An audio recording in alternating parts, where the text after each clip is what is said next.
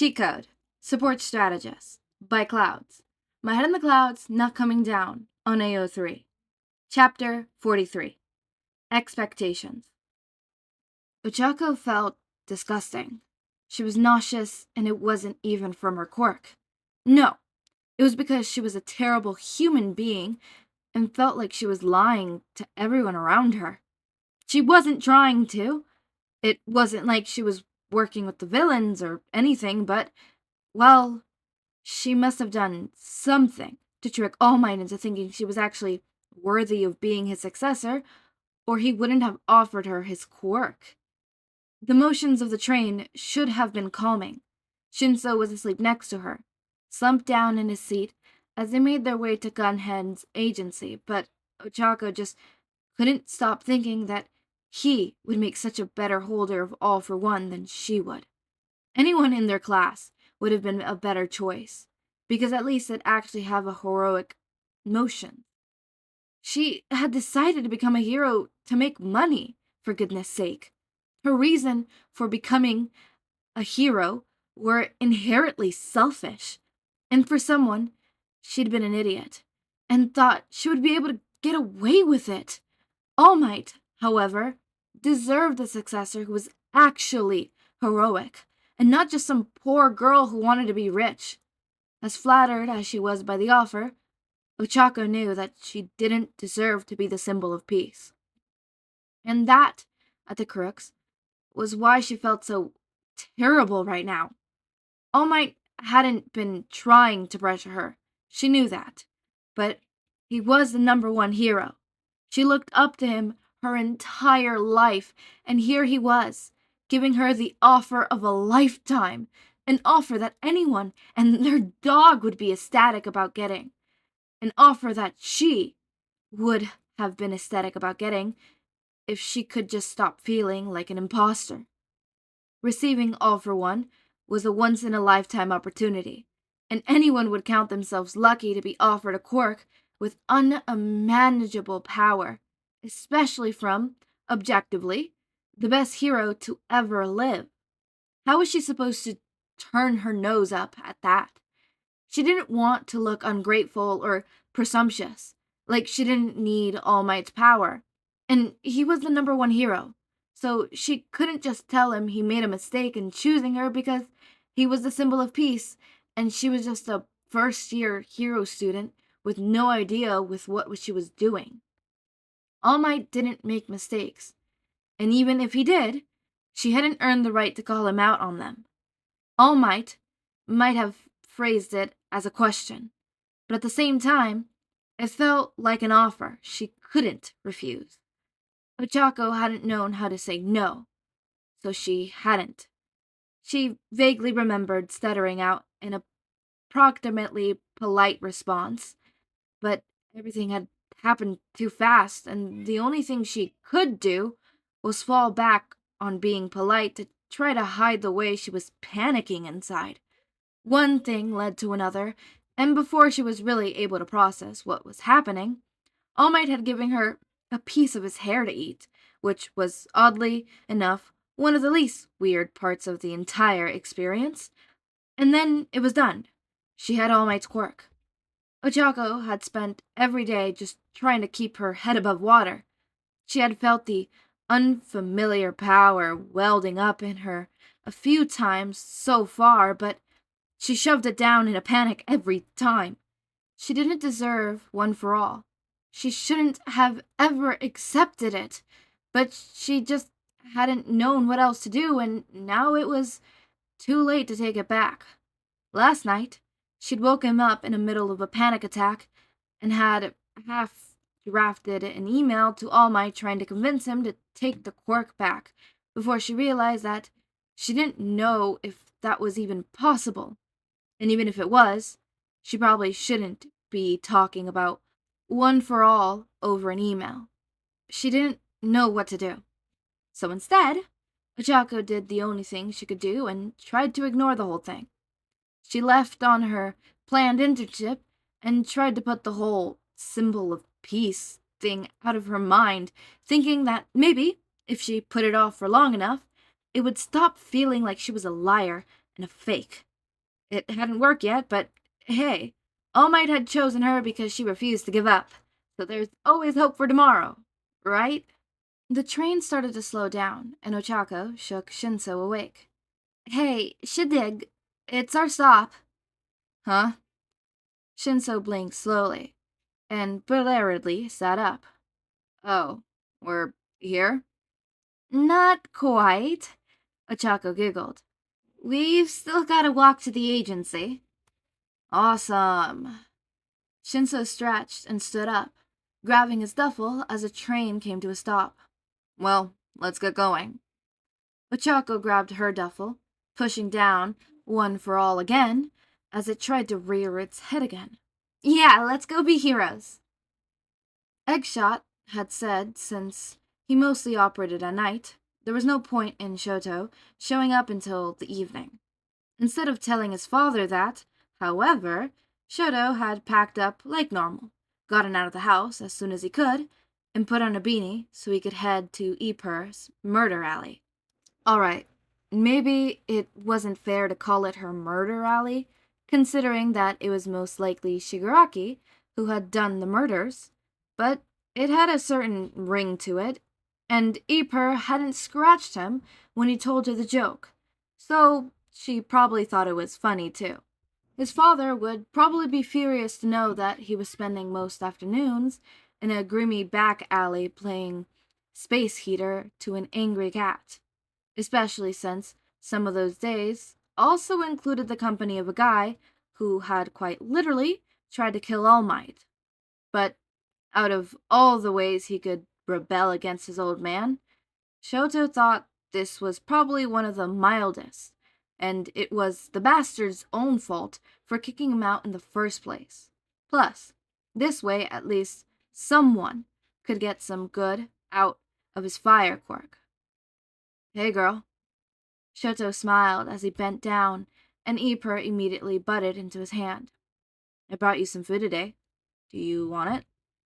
Ippur screamed at him like the answer should have been obvious, which made Shoto laugh. Honestly, part of the reason he'd chosen egg shots out of all of his offers was because his patrol route cut fairly close to here, which meant that if he had any free time, he could drop by, and if he didn't, he was already familiar with all of the streets and shortcuts, so it wouldn't be as anxiety-inducing as going to someplace completely new.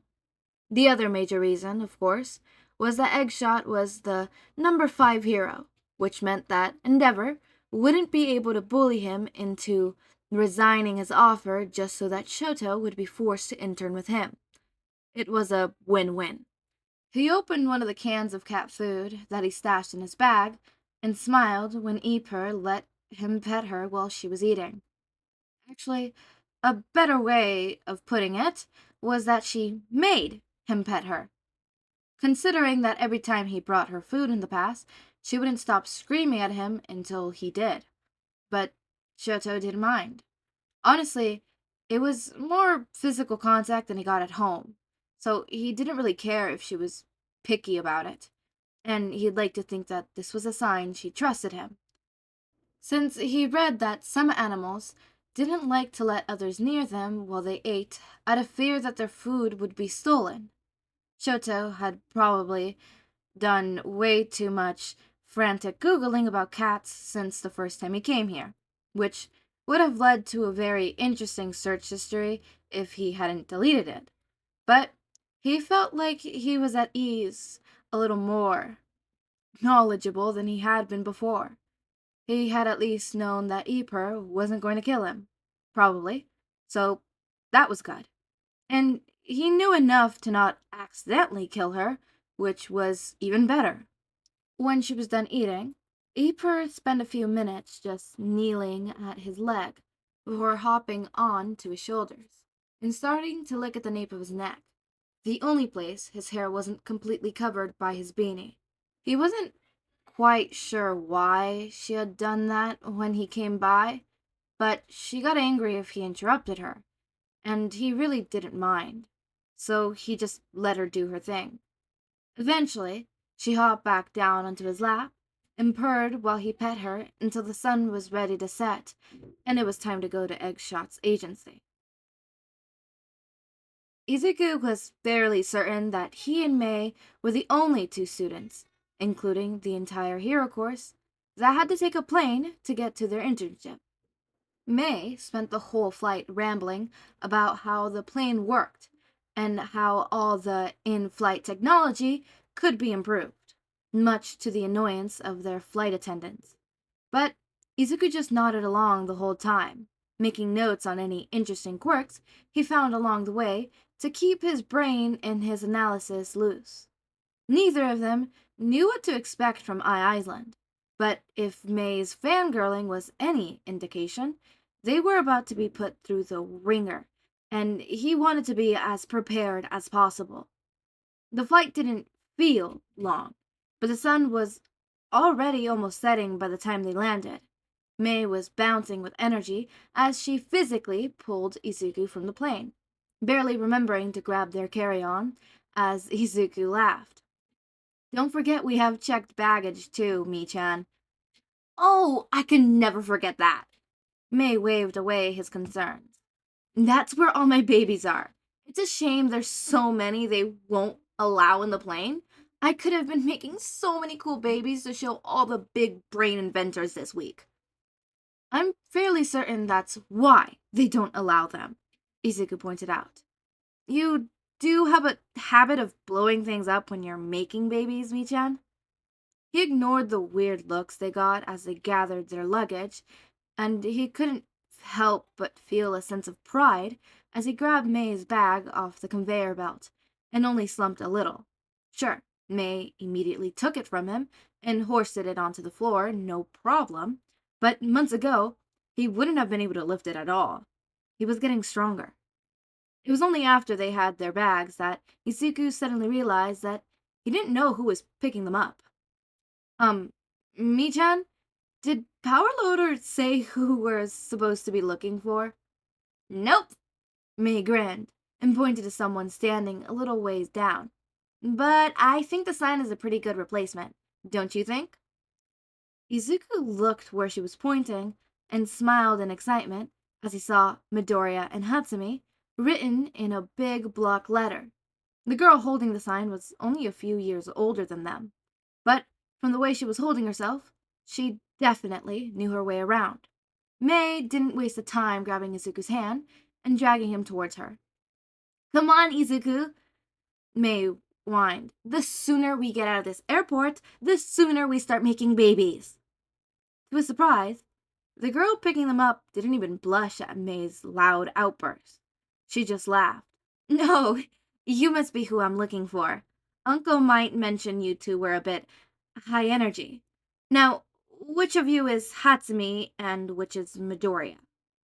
I'm Midoriya, and this is Hatsume, Izuku introduced, keeping a tight hold on Mei's hand to keep her from leaping at their ride, which was a distant possibility considering how her eyes were zooming in on every piece of potential check this girl was wearing, from her glasses to her earrings. Thank you so much for the opportunity to intern here. We're excited to see everything that Island has to offer. Are those tracking earrings? Mei interrupted. They've got microchips in them. But do they just track? Or do they do something else? And the girl laughed. They're not trackers. They're actually a prototype. I'm working on for civilian support. I'm hoping to have them an early warning sign for panic attacks. If I could just tweak them just right and maybe even help contract them. But maybe you'll be able to help with that? Mei's eyes widened, and Izuku could feel her practically vibrating next to him. I will take that as a challenge. Come on, Izuku. We're burning daylight. You work in a lab, Mei. You don't need natural light.